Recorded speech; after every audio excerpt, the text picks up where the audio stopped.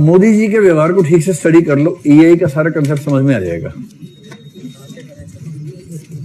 उनकी dressing sense से लेकर उनके स्पीच में क्या कहते हैं, कैसे कहते हैं, उन सब पे गौर कीजिए। मतलब मोदी जी इमोशनल इंटेलिजेंस के पॉलिटिक्स में प्रयोग के जीते जागते सैंपल हैं, सबसे बड़े सैंपल हैं। ठीक है, जैसे एक बार बराक ओबामा भारत में आए और गुजरात गए, वहां भाषण शुरू किया, बोले केम छो, केम से खेम छो, ऐसे बोले खेम छो। तो जो गुजराती लोग वहां पर बैठे थे उन्होंने क्या किया हुआ उसके बाद, खूब हल्ला मचा दिया, एकदम गिरने को हो गए खुशी के मारे। ये होती है नेतागिरी। दो शब्द आपने बोले, उन दो शब्दों से वो सारी दीवार ढह गई जो दो अजनबियों के बीच में थी, जिसको आइस ब्रेकिंग कहते हैं सेमिनार की दुनिया में। अब ये डोनाल्ड ट्रंप जो आया था, डोनाल्ड ट्रंप, उसके बाद नमस्ते, जब ये हाउडी मोदी हुआ उसमें ऐसी बातें बोल रहा था। तो नरेंद्र मोदी उस प्रोग्राम में हाउडी मोदी में उन्होंने भारत की 10-15 भाषाओं में एक वाक्य बोला, क्योंकि उनको पता है कि अमेरिका में जो उनके ऑडियंस है वो केवल गुजरात वाले तो है नहीं, न केवल हिंदी प्रदेश के हैं, बहुत सारे उसमें तमिलियंस हैं, तेलुगु वाले हैं, कन्नड़ वाले हैं, उन सब भाषाओं का इस्तेमाल किया। ये होता है कनेक्ट करना सबके साथ, सबको लगे कि हमारा ही आदमी है। फिर कपड़े देखिए, नेता लोग जाते हैं, जैसे ट्राइबल एरिया में जाएंगे तो ट्राइबल कैप पहन लेते हैं। मोदी जी एक छोड़ के सारी टोपियां पहनते हैं देश में। सारी टोपियां उनको पसंद है, एक ही टोपी पसंद नहीं है, बाकी हर टोपी पसंद है। क्यों पहनते हैं? क्योंकि जिस इलाके में वहां की वेशभूषा पहनी तो वहां के लोगों को लगा हमारा ही व्यक्ति है। वहां की भाषा, फिर वो हर जगह जाके बोलते हैं कि मित्रों मैं तो यही पैदा होना चाहता था। इस बार कितना गहरा लिंक है, ये बात है। बस ये सब क्या है? इमोशनल इंटेलिजेंस है। नेताओं में ये बड़ा अच्छा लक्षण है।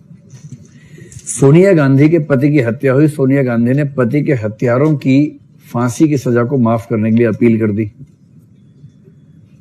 इससे जो मैसेज जाता है जनता में, वो जाता है कि अरे यार मानना पड़ेगा।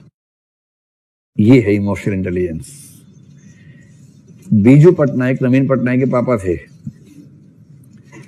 एक भाषण में कह रहे थे कि भ्रष्टाचार के खिलाफ भाषण दे रहे थे, खुल के बोल रहे थे कि अगर आपको कोई भ्रष्ट अधिकारी दिखे, मैं आपसे कह रहा हूं उसे थप्पड़ मार दो, मैं देख लूंगा। ऑडियंस में से कहा कि उन्हीं को मार दिया। लेकिन उस आदमी की क्षमता देखिए। उसके बाद क्या हुआ? मुस्कुराए, जेब से 100 रुपए निकाले, उसको दी और बुलाया, आप सबको ऐसा होना चाहिए। उसके बाद वो आदमी मिला नहीं। फिर अलग, शायद मिला, मैं मजाक कर रहा हूं। अच्छा, किसका मन नहीं करता झापड़ खाने के बाद कि 2 कसके लगा दूं?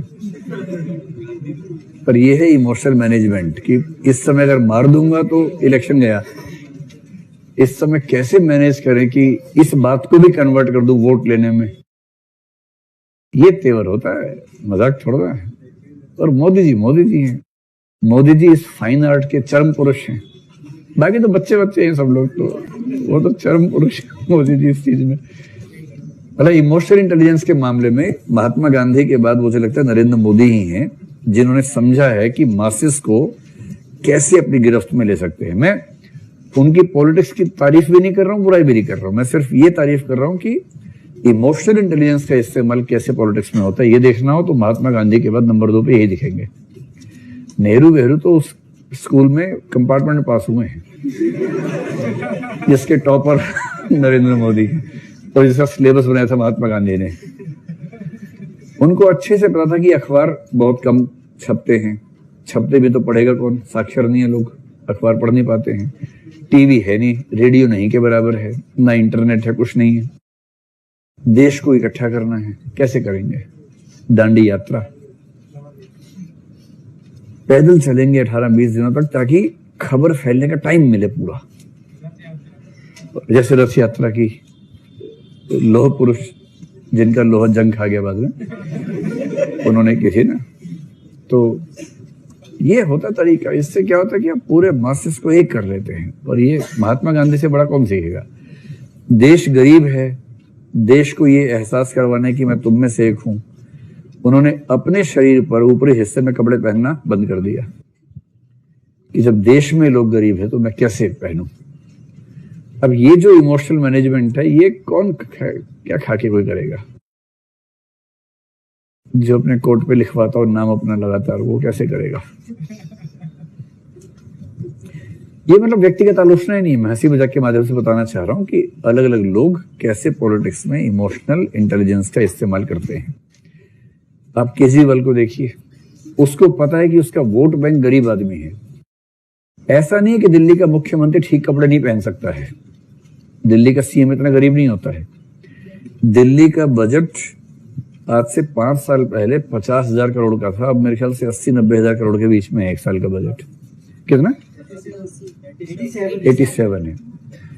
48,000 करोड़ के बजट को बढ़ा के 87,000 करोड़ पे लेके आए हैं। इसमें इस पार्टी की मतलब सफलता भी है, ये इन्होंने कैसे मैनेज किया वो एक अलग मैकेनिज्म है।